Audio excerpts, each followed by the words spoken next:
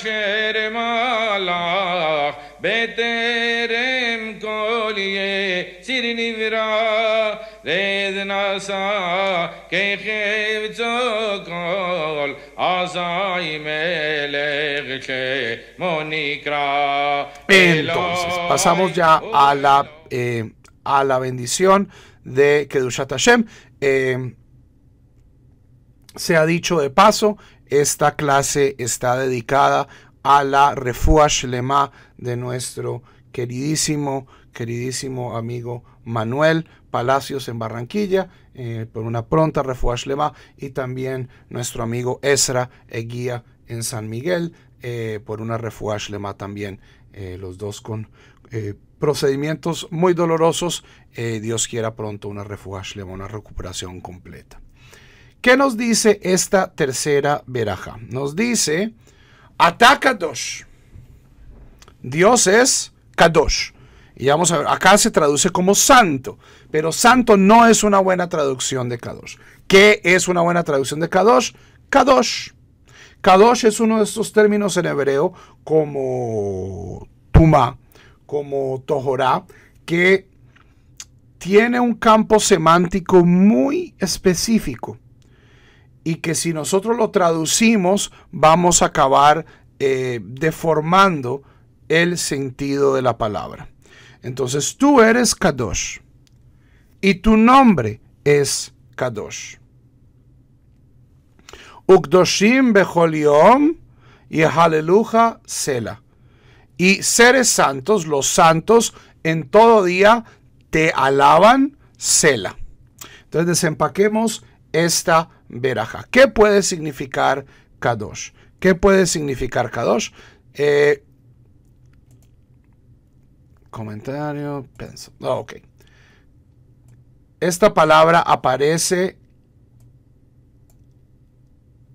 varias veces en nuestra verajá. Kadosh significa,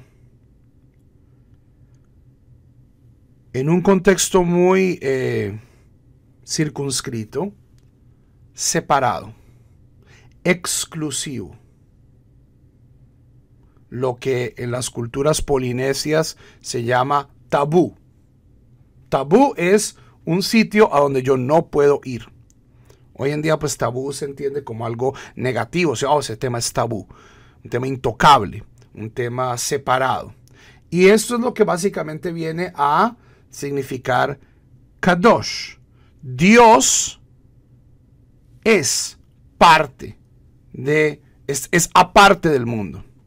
O sea, posiblemente la traducción más eficaz del término Kadosh no sea santo, sino sea apartado. Tú eres apartado, trascendente, y tu nombre es Kadosh. Tu nombre es apartado, trascendente. Y aquí podemos ver que esto de que el nombre de Dios es Kadosh tiene repercusiones prácticas. Tiene repercusiones prácticas. Nosotros no pronunciamos el nombre de Dios. Eso es lo que significa que el nombre de Dios sea santo.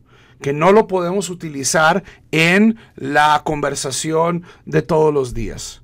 Que solo procede en condiciones muy específicas y en condiciones muy especiales. Esto es lo que significa ser Kadosh.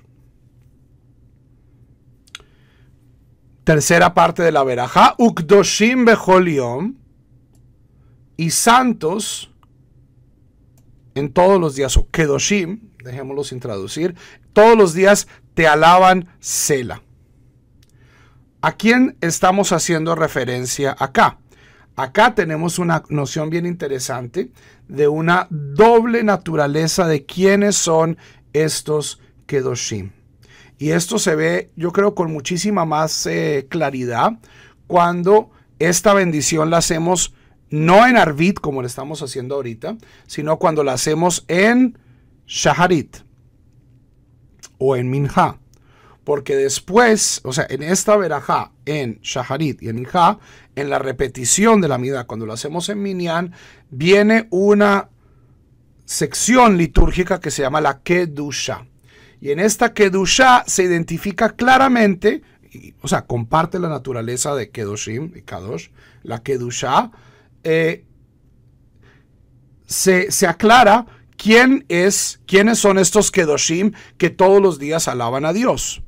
Por un lado, Kedoshim son los ángeles, las inteligencias supremas, o si uno lo ve desde una perspectiva más naturalista, las leyes del universo. ¿Ok? Que Isaías, en el capítulo 6 de Isaías, dice que él tiene una visión de las huestes celestiales. ¿Y qué es lo que estas huestes celestiales hacen? Antifónicamente, es decir, uno contesta al otro, recitan todos los días Kadosh, Kadosh, Kadosh, Adonai Tsevaot, Melo Holaretz Kevodo.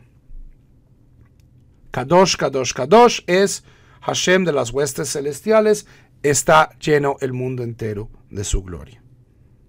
Entonces, los Kedoshim que todos los días alaban a Dios, por un lado son seres cósmicos, son seres angélicos, son seres que no somos nosotros, pero a la vez, ¿quiénes son los otros Kedoshim que imitan a los Kedoshim y alaban a Dios todos los días? Nosotros.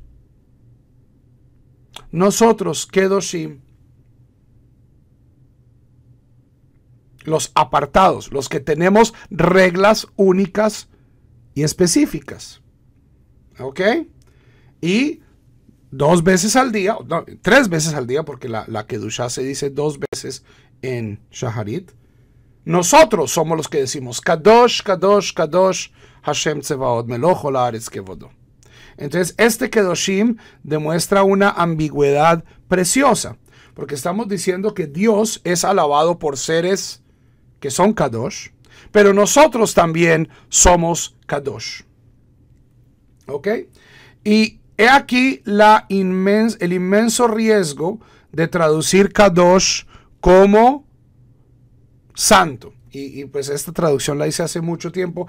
Es o santo o sagrado. Esa es la traducción estándar de Kadosh. Pero si yo fuera a retraducir esto, o sea, a riesgo de sonar mesiánico, yo lo dejaría sin traducir. O sea, tú eres Kadosh y tu nombre es Kadosh. O sea, eso les encanta en el movimiento mesiánico. Tú eres nuestro Elohim. O sea, ya hay exageraciones. O sea, también eventualmente el español sería inentendible, ininteligible. Hay 2 formas de ver esto. Hay 2 formas de entender la Kedushá. Y son 2 formas de entender la Kedushá que están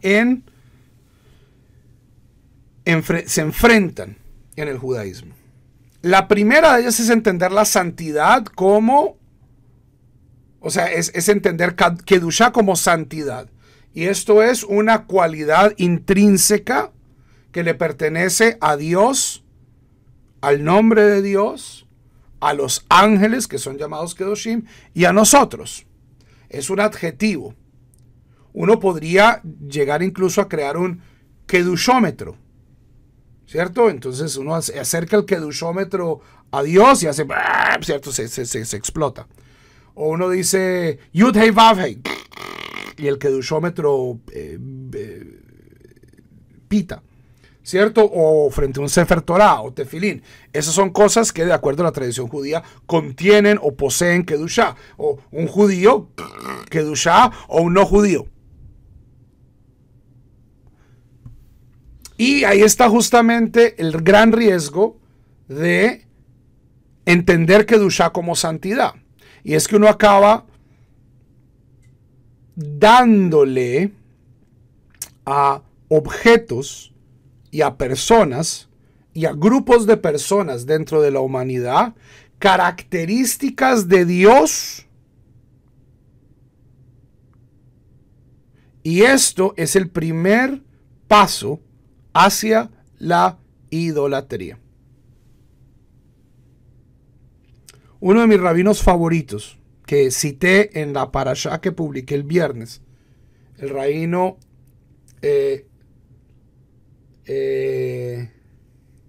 El Meshech Chochmah, el rabino Meir Simcha de Devinsk, dedica muy buena parte de su obra a entender este concepto de Kedushá. Y para él, entender Kedushá como santidad es el primer paso. No solo es el primer paso, sino es idolatría. En el sentido de que un objeto, un pueblo, una cosa, un nombre o un ser que no sea Dios, no pueden contener Kedushá por sí mismos.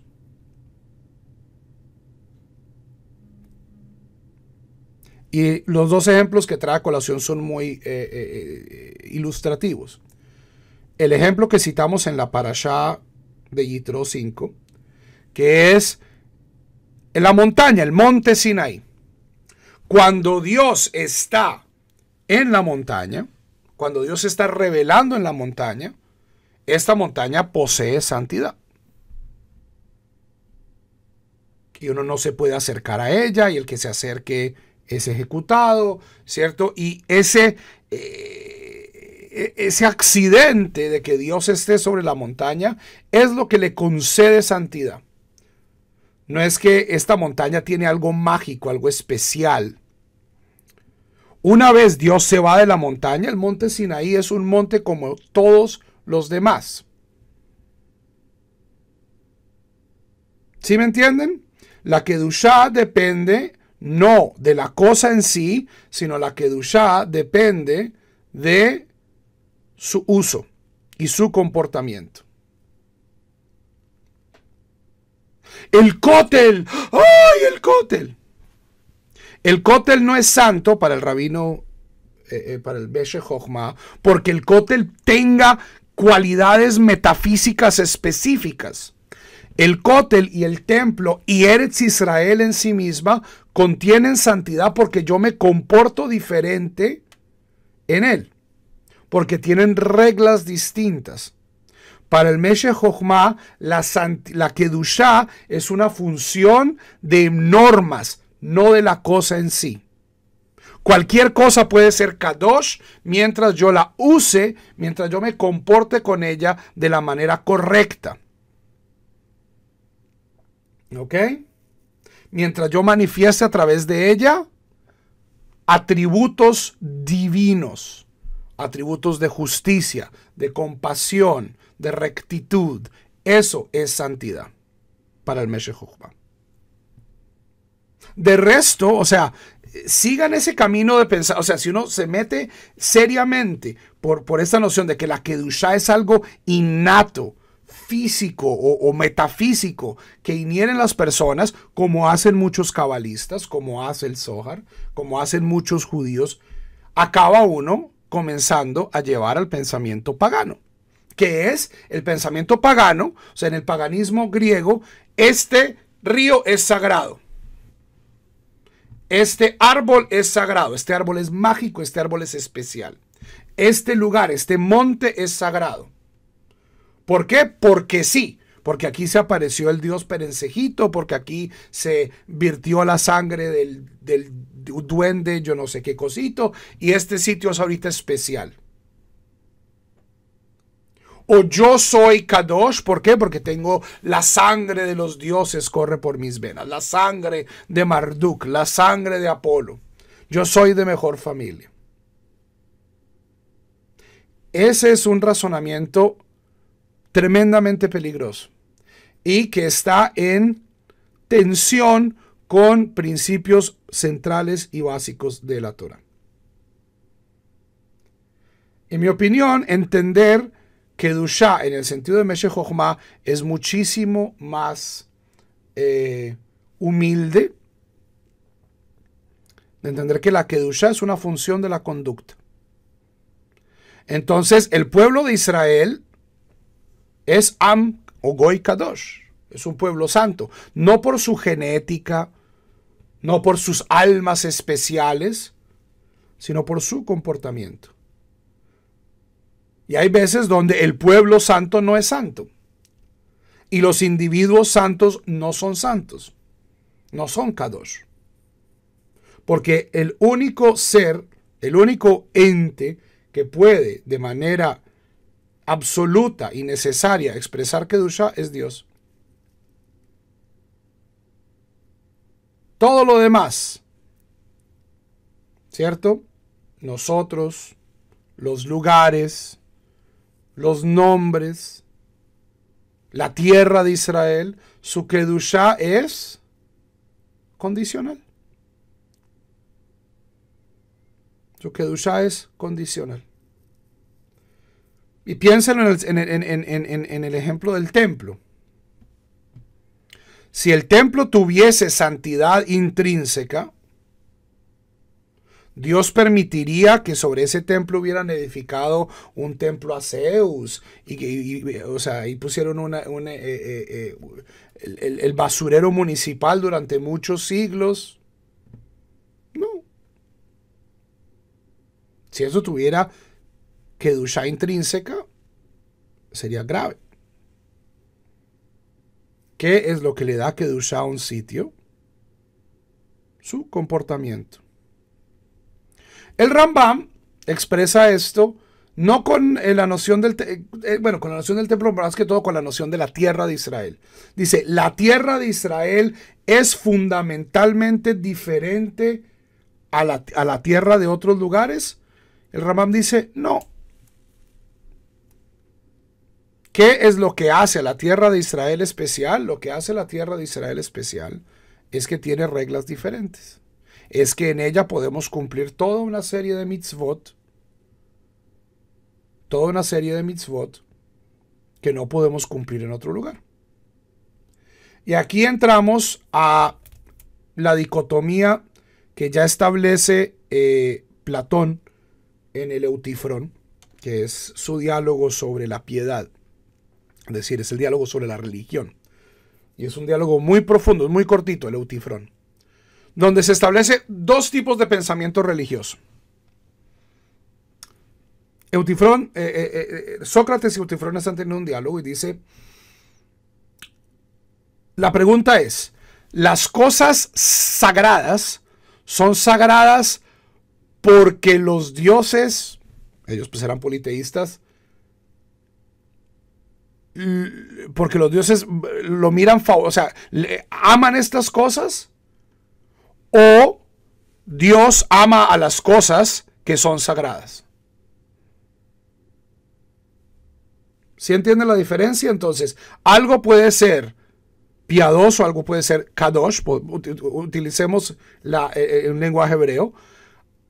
Algo es kadosh, o sea, Dios desea las cosas que son kadosh porque tienen kedushá, o las cosas tienen kedushá porque Dios las ha elegido.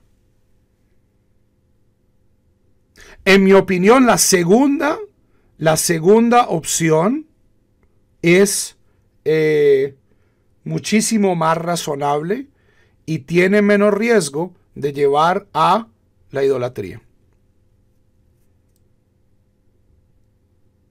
¿Qué tiene de especial la tierra de Israel? No es que sea radioactiva, no es que sea mágica, no es que cumpla deseos, es que por la relación histórica de Dios con el pueblo de Israel, Dios dice, esta tierra va a ser especial porque aquí nos vamos a comportar de manera diferente.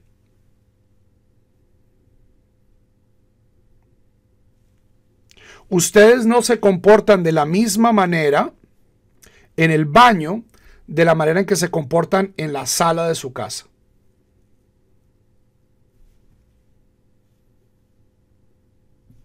¿Ok?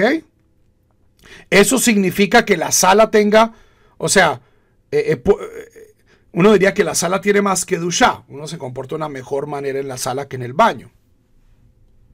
Esto es por alguna cuestión intrínseca del baño, ¿cierto? Es porque el baño está en una zona de baja energía. No, es porque mi comportamiento en el baño es para ciertas cosas y mi comportamiento en la sala es para otras cosas, y yo le concedo mucho más valor a lo que hago en la sala a lo que hago por fuera. ¿Ok?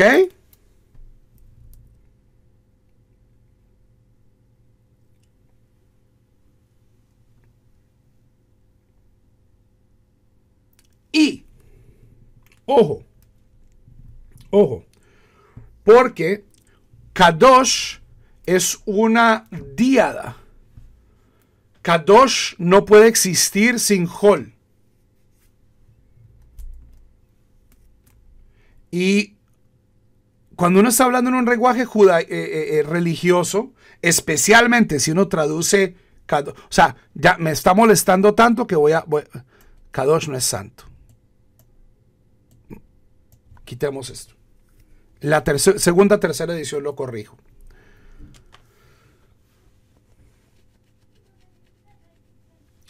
Hamavdil ben Kodesh lechol. Hamavdil ben Kodesh lechol. Magnífico. Shabbat es Kodesh. Shabbat es llamado un día Kadosh. ¿Eso significa que los otros 6 días son malos? No. Que la Kedushá depende de ciertas reglas especiales. Shabbat tiene reglas adicionales, tiene reglas especiales. Se define, como hablaba Heschel, un palacio en el tiempo. Eso no quiere decir que Shabbat sea intrínsecamente mejor que el lunes, el martes, el miércoles, el jueves, sino que en esos días yo hago cosas diferentes. Ahora, eso no significa, hay judíos que piensan que el Shabbat en efecto tiene características especiales y el Zohar dice que en el Shabbat bajan almas adicionales, pero, o sea, como digo, este argumento sobre la naturaleza de la Kedushá es un argumento tan viejo como Platón, tan viejo como la Biblia. Ustedes van a ver que hay sitios en la Torá donde nos acercamos mucho a este tema de que Kadosh es santo, pero tenemos otros temas donde, especialmente en los textos proféticos, se habla de Kedushá en un sentido mucho más funcional. Este es un argumento muy legítimo dentro de las religiones. Yo simplemente estoy explicando por qué mi definición de Kedushá como algo que está sujeto a reglas especiales y adicionales es muchísimo más manejable que la noción de creer que la santidad inhiere como el maná. No maná lavanda ni el maná que baja de los cielos, sino otra vez volviendo a la antropología polinesia. Las primeras grandes tribus en ser estudiadas por los antropólogos estaban en la Polinesia. Porque eran tribus pues muy aisladas y llegaron los antropólogos. En la Polinesia ellos hablaban de algo tiene mana. Algo es tabú, algo es separado, pero gente especial, ¿cierto? El chamán de la tribu o el tótem, el ídolo de la tribu, tiene mana, eso tiene una energía especial. Hay gente que ve la Kedushá como una forma de mana. Yo no. A mí eso me parece que lleva eventualmente a nociones muy peligrosas de idolatría, de racismo, de creer que porque yo tengo una ancestría particular, independientemente de mi comportamiento, eso me hace a mí mejor. ¿Ok? Pregunta Javier, ¿entonces la cueva de Machpelah es un cementerio normal o tiene un valor agregado por ser la tumba de los patriarcas? Primero que todo, no sabemos si los patriarcas están ahí. O sea, de los patriarcas ya no debe quedar nada. 3000 años en un ambiente húmedo, relativamente húmedo como es la cueva de Machpelah. O sea, ahí ya no hay nada de Abraham. Si ese es en efecto el sitio, lo cual, como todas estas tumbas, es complicado. ¿Por qué? Porque es un negocio, Javerim. Es un negocio. Los peregrinajes siempre han sido negocio. Ustedes van a Eretz Israel, aquí se cayó Jesús y allá María hizo tal cosa y aquí José puso su tienda. Difícil saber si eso es históricamente sustancial. Segundo,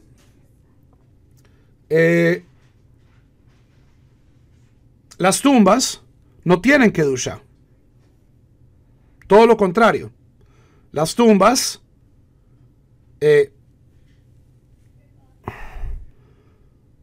La Kedushá está en la vida de las acciones, no en las personas, o sea, no en los cuerpos. Y por eso es que el Rambam dice, no hay que visitar tumbas. El Rambam, si hoy volviera, ¿cierto? Va al Tardis y recoge al Rambam y lo suelta en Hebrón, el Rambam estaría aterrado de lo que pasa en Hebrón. ¿Por qué? ¿Para qué voy yo a ir a rezar una tumba? ¿Cuál es el propósito de ir a rezar una tumba? ¿A quién le estoy rezando cuando rezo en una tumba? O sea, Dios está en todas partes. ¿Yo le estoy rezando a Dios o le estoy rezando a los ancestros? Que puede que estén, puede que no estén ahí. Toda esta noción de rezar en tumbas, de rezar en sitios especiales e incluso de rezar en el cótel, se nutre, en mi opinión, de esta noción de Kedushá como mana, de Kedushá como una característica inherente a las personas y a los objetos.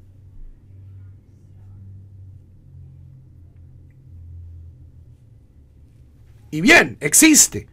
Es parte innegable del folclore judío, de la religión popular judía. Pero eso no significa que yo tenga que aguantármelo. Yo en mi vida he ido a una tumba de Sadikim. En mi vida. Ni a la de David, ni a la de Shimon Bar Yochai, ni a la del Rambam.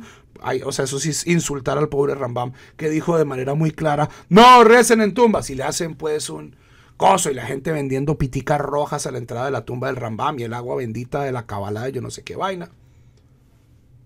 O sea, pobrecito el Rambam. Y no iré. A mí no me gusta rezar en tumbas porque yo le estoy rezando es a Dios.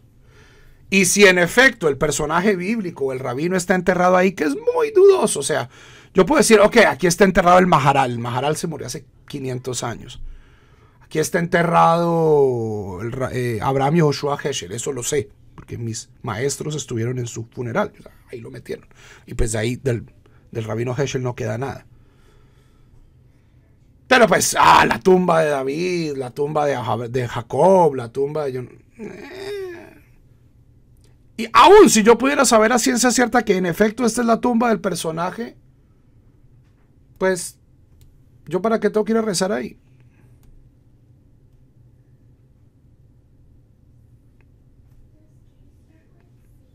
¿Ok? Entonces... a mí toda esta cosa de ir a rezar en tumbas no me da cosa, como el doctor Chapatín. Y afortunadamente no estoy solo. Eso no significa que no es una parte muy importante del folclore judío, pero como ya he dicho en otras ocasiones,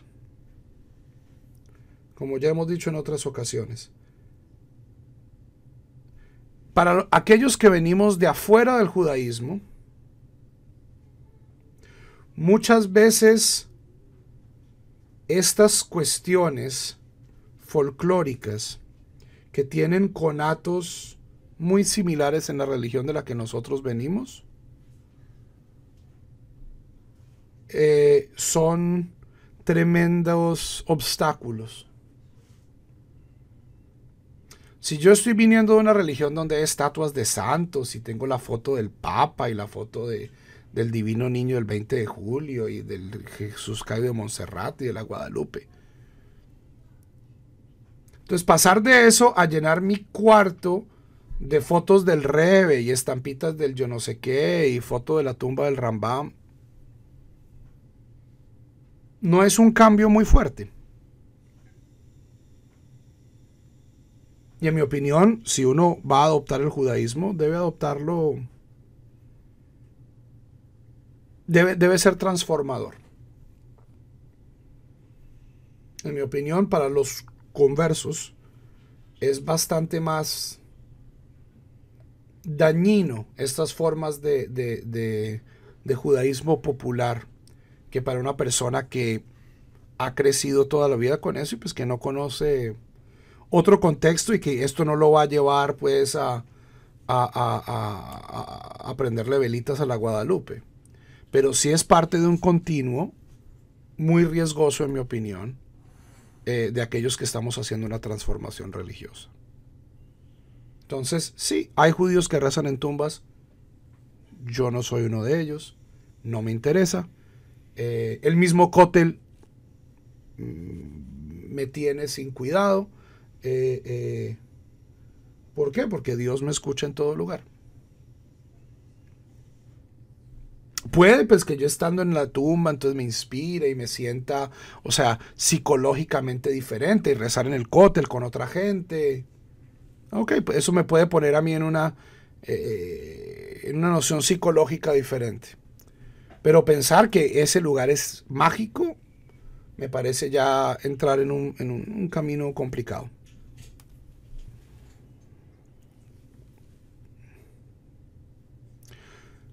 Asher, las leyes de impureza no tienen nada que ver con el kashrut. O sea, en un sentido muy... comer algo también no es una transgresión. En ningún lugar de la Torah dice que hay que alejarnos de la tuma. La tuma es necesaria. O sea, primero que todo, como ya dijimos la vez pasada, o ya hemos dicho varias veces, hoy en día las leyes de tuma y tohorá no se aplican. ¿Por qué? Porque todos estamos tamé con la forma más alta de tumá, que es la tumá que imparten los cadáveres. Todos aquellos que me conocen, me han dado la mano, están tamé con tumat met. ¿Por qué? Porque yo estoy en la Hebra Kadisha de mi comunidad, yo manejo cadáveres con frecuencia. ¿Sí? Ahora, si estuviéramos en una época donde hubiera templo, aún si hubiera templo, quedar tamé no es una transgresión. Quedar tamé es a veces una mitzvah. O sea, pensémoslo de un punto de vista. O sea, si no hay menstruación, no hay vida. La eyaculación lo vuelve uno tamé. Entonces, si yo no quedo tamé, entonces no puedo tener hijos. Enterrar a los muertos es una mitzvah. Cuando yo entierro un muerto, quedo tamé y quedo tamé con la forma más alta de tumá. La tumá y la tohorá, hay por eso que sacarlo de esta dualidad moral, de que tamé es impuro, malo, inmoral, y tahor es bueno, puro, casto, bueno. Tamé y tahor son tamé y tahor. Y a veces hay que quedar tamé. Y no hay ningún problema.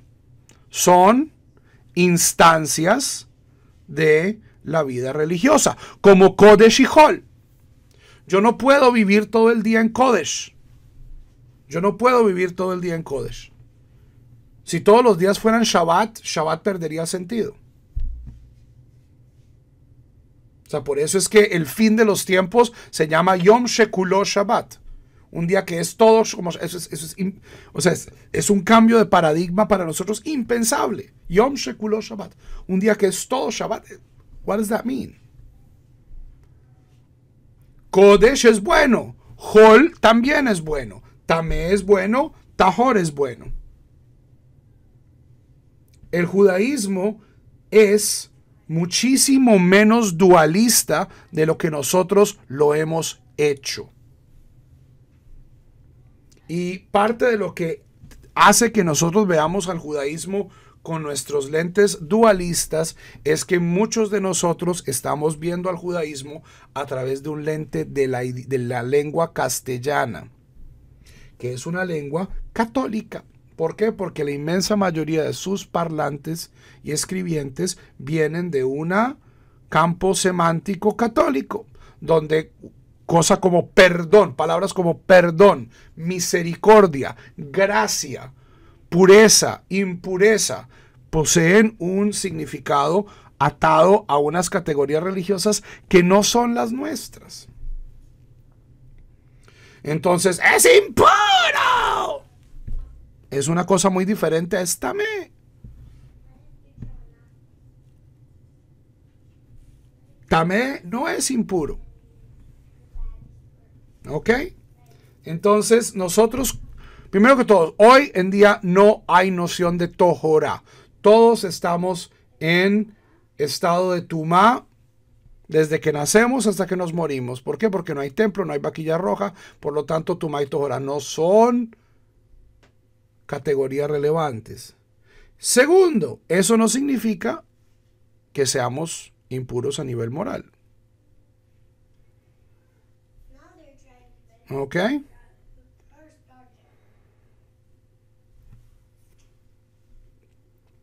Ahora, por ejemplo, esto de que los Kohanim no pueden ir a las tumbas no se anula porque no haya hoy Tumá y Tohorá.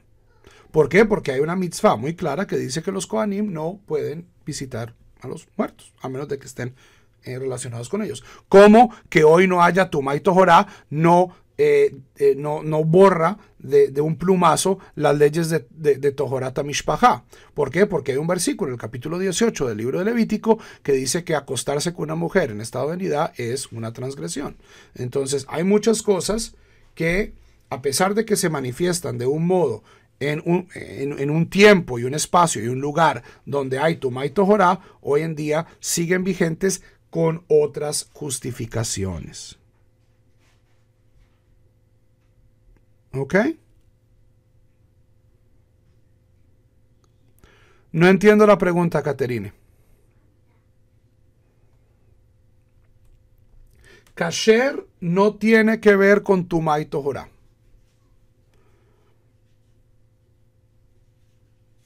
Lo único que tiene que ver la kashrut con Tamé y Tahor es que este es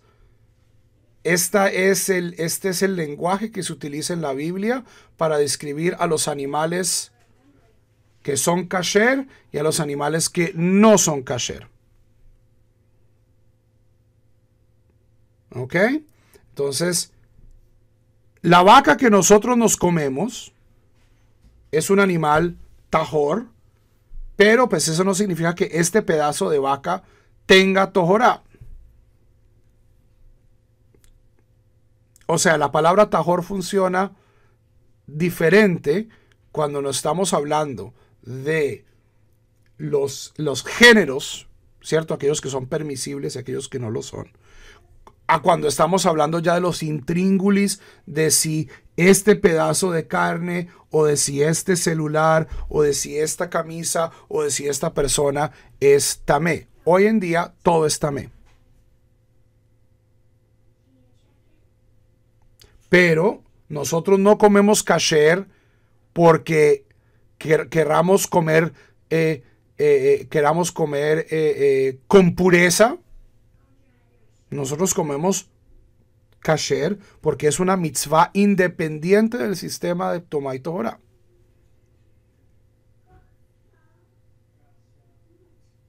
¿Ok? Una persona, o sea, pongamos un ejemplo extremo. Un sepulturero, una sepulturera, si alguien que está menstruante, está en su casa, en la época donde Tumá y Tohorá eran relevantes, es decir, en la época del templo, hoy no. Entonces esta mujer tiene la tumá más alta porque además maneja cuerpos todo el día y además está menstruando. Eso significa que ella, pues ya estoy tamé, ¿me puedo ir a comer un sapo? No. Esta mujer igual tiene que comer comida tahor. No tahor en el sentido de que no tenga tumá, sino que provenga de un animal que es clasificado como un animal kasher. Por eso es que la palabra kasher no aparece en este sentido en la Biblia, pero es una palabra mucho mejor para describir este proceso que la palabra bíblica. ¿Por qué? Porque se están traslapando, se están sobreponiendo dos sistemas muy diferentes. Uno, el sistema de pureza e impureza de Tumá y Tohorá, y otro, el sistema de qué animales me puedo meter yo a la boca. Así esté yo tahor o tamé, es irrelevante. Por más sepulturero menstruante que sea yo, no puedo comer marrano.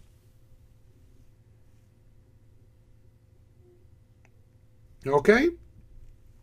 Esa es una excusa muy pobre. Lo del vino no tiene nada que ver, eso tiene que ver con libaciones. Tema diferente. Baruch ata Hashem Ha'el HaKadosh. Bendito eres tú, Hashem, el Dios que es Kadosh. Y esta verajá es un inmenso pleonasmo. Y en mi opinión, Alfredo, sí. Yo no tomo vino que no sea kasher. Hay otras interpretaciones, pero me parece que el vino es una herramienta litúrgica tan importante en tantas otras religiones que es preferible que nosotros respondamos por nuestro propio vino. Y esta, en efecto, es la postura más tradicional de la halajá. ¿Ok? Baruch atah Hashem. Yo no tomo vino que no sea kasher, que no esté certificado.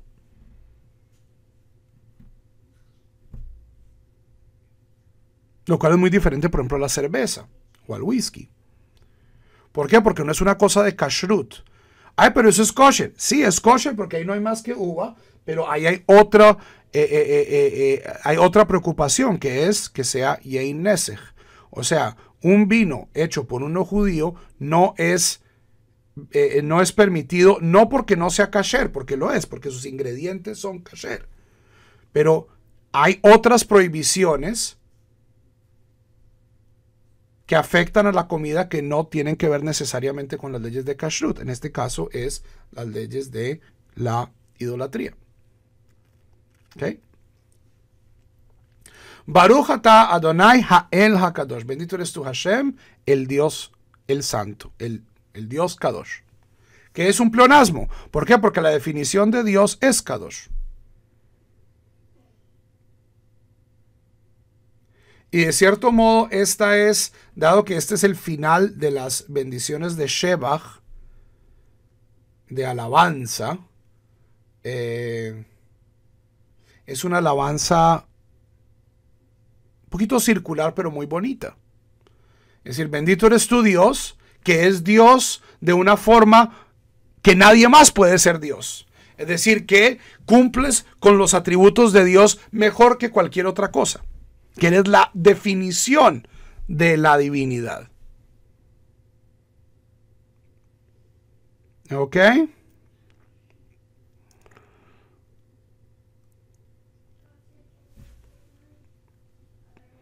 ¿Por qué Kadosh tiene dos Ks? Porque esta Kuf tiene un Dagesh Hazak.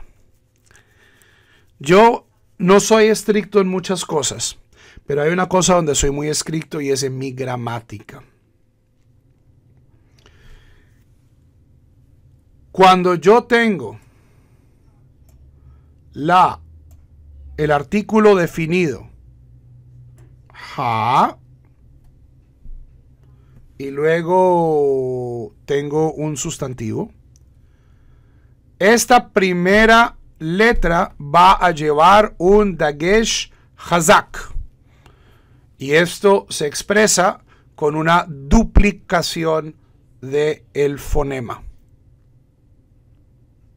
¿Ok? Que es la palabra melech, rey. Melech es sin dagesh, ¿cierto? Pero si yo digo Hamelech, es Hamelech. Esa M es larga. Hay dos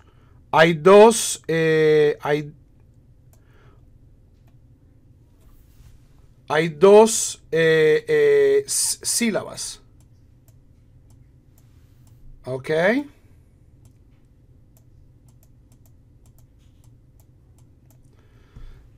Aquí está la palabra Melech. La palabra Melech tiene dos sílabas. Melech. La palabra Hamelech tiene tres sílabas. Pero no es Hamelech, sino la palabra Hamelech tiene tres sílabas que son Ham,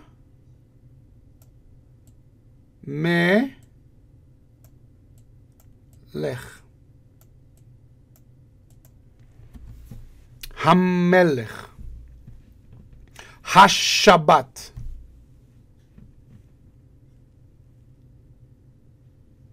No en la, sino en la M. Hay dos tipos de dagesh. Dagesh hazak, que es el dagesh, tiene varios usos. Una de estas cosas nos dice, les pongo un buen ejemplo. Caín. Caín dice, Hashomer achi anochi. Ustedes van y buscan en el capítulo 4 del Génesis. Caín dice, Hashomer achi anochi, sin dagesh. Ese dagesh, esa ausencia de dagesh, es lo que transforma eso en una interrogación. ¿Acaso soy yo el guardián de mi hermano? Si esa misma oración tuviese un dagesh en la shin, sería Hashomer achi anochi. El guardián de mi hermano soy yo. Muy diferente. Un dagesh ahí hace toda la diferencia entre la pregunta de Caín siendo Hutzpani, de ¿acaso soy yo el guardián de mi hermano? A decir, el guardián de mi hermano soy yo. Que no es lo que Caín está diciendo. Un punto, aquí puede cambiar, o sea, en hebreo, un dagesh puede cambiar radicalmente el sentido de una palabra o el sentido de una frase. Y por eso es que, a pesar de que no es posiblemente la presentación más eufónica o más sencilla al paladar de un hispanohablante, si ustedes ven, todos mis sidurim son estrictos en eso. Hael HaKadosh, Mehaye Hammetim, Mekadesh Hashabbat, Umelamed. Todos los verbos en piel tienen un dagesh hazak en la letra intermedia de la raíz trilítera. Como les digo, yo no soy estricto en muchas cosas, pero en mi gramática soy estricto. Porque cambia el significado. Cambia el significado. ¿Ok? No llegamos a la cuarta verajá. Sí, yo dije, esto va a ser facilísimo. 1, 2, 3, 4, 5, 6, 7, 8, 9, 10. 12 palabras nos tomaron una hora. Pero bueno, esto es Sion Tefila. Terminamos con una pequeña nota, dado que aquí hay como preocupación sobre el vino kasher. Un vino puede no ser consumible por un judío por dos motivos. Uno, porque tiene elementos impropios. Por ejemplo, sangre de toro. Hay cierto tipo de a veces enzimas que se añaden para reducir taninos, para crear precipitación, que son de origen animal y no son kasher. En ese caso, el vino no sería kasher por sus ingredientes. Pero hay un caso en que un vino puede ser perfectamente natural, solo uva, ¿cierto? Solo uva hecho por una máquina. A eso. Y el vino aún no tener certificación. Y esto no proviene de sus ingredientes, sino de la noción de Yein Nesech. Yein Nesech es una categoría talmúdica antigua de que el vino que no haya, o sea, donde se asume que el vino que no haya sido hecho por una persona judía se consideraba que había sido vino libado. Yein Nesech significa vino que ha sido utilizado para una libación idólatra. ¿Por qué? Porque un elemento central de la religión grecorromana y de la religión cananea y de la religión griega eran libaciones. Libaciones. Lean ustedes la Odisea. Lean ustedes la Ilíada. Cada vez que esta gente se sienta a comer, hacen libaciones. O sea, hoy en día, pues en casa, hacemos las libaciones. ¿Cierto? No, pero una libación era, yo me sentaba a comer, tomaba mi copa y decía, esta copa va para Zeus o va para Dionisio. y lo echaba al piso, lo echaba al fuego, lo echaba, ¿cierto? En Roma estaban los lares, que eran los espíritus protectores del hogar, y ponían una copita de vino o una copita de agua, y la gente cuando salía a la calle, como nosotros besamos la mezuzá, ellos hacían una libación, aspersaban agua de la copa, le daban de beber a los lares. La libación era un fenómeno absolutamente predominante en la religión del mundo antiguo. Entonces, la presunción, la premisa, era que si a mí me estaba sirviendo vino, no solo, o sea, el fabricante de vino, ¿cierto? El enólogo, el viñador, no judío. Entonces hacía sus grandes cosos de vino, y pues el dios del vino es Dionisio, pues agradezcámosle a Dionisio, y hacían una libación de ese vino, y ese vino ya ha participado de un rito idólatra. Ese es por parte del fabricante. Segundo, el escanciamiento del vino. Entonces, bueno, puede que el vino no haya sido hecho por alguien, pero el que me lo sirvió no era una persona judía. Pues las libaciones eran tan frecuentes que pues, y yo en esto soy estricto, no tanto, o sea, hay colegas dentro del movimiento Mazortí que abogan que mire, los vinos hoy los hacen eso es una fábrica, es un robot prácticamente, eso no lo toca nadie, eso las uvas no las pisa nadie, eso es un proceso prácticamente automático. Pero yo vengo de América Latina, donde el primer trago de cualquier botella, ¿para dónde va? No solo es México. ¿Para dónde va el primer trago? Ustedes van a los pueblos de las ánimas del purgatorio.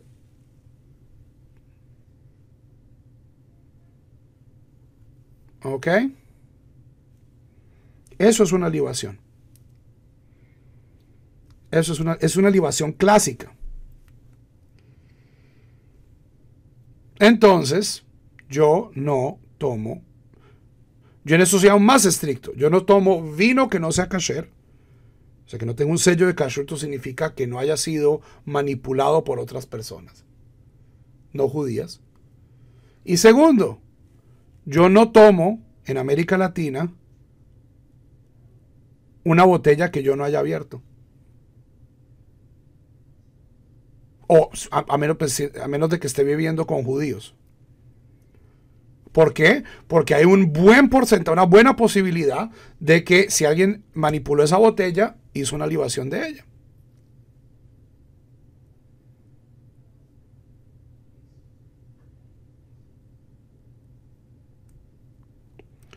Si no hay vino, en mi opinión, si no hay vino kosher, y el vino kosher es fácil, o sea, es relativamente fácil de conseguir, así sea Manischewitz, hagan su propio jugo de uva. El vino no necesita ser alcohólico. Una persona que no tenga acceso a vino kasher puede hacer su jugo de uva él mismo, ella misma, sin ningún problema. Y con eso se curan en salud.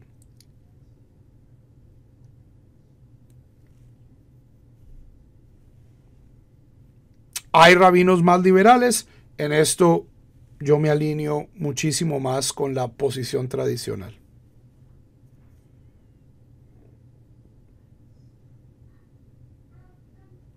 ¿Ok?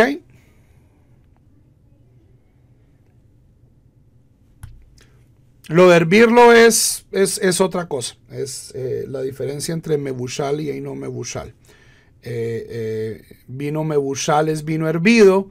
Ese vino no, ya una vez ha sido hervido, en el mundo antiguo era tan despreciable ese vino que la gente no lo libaba, entonces no es susceptible de recibir libación, mientras que el vino que no ha sido hervido es susceptible de recibir libación. La mayoría del vino Manischewitz que se consigue es mebushal. Jugo Welch no es kosher. Al menos el que... hay ahorita una tanda que es hecha por Manischewitz y Welch's, pero el jugo Welch normal no tiene sello de kashrut. Todo producto que tenga jugo de uva necesita, en mi opinión, un sello de kashrut.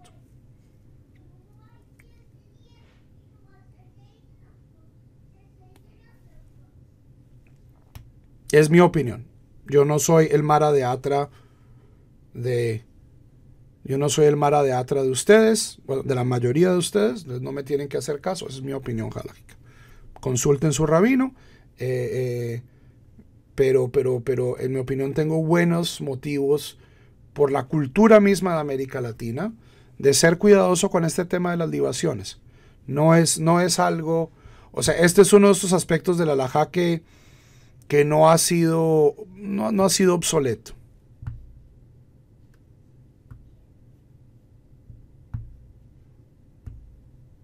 Ok.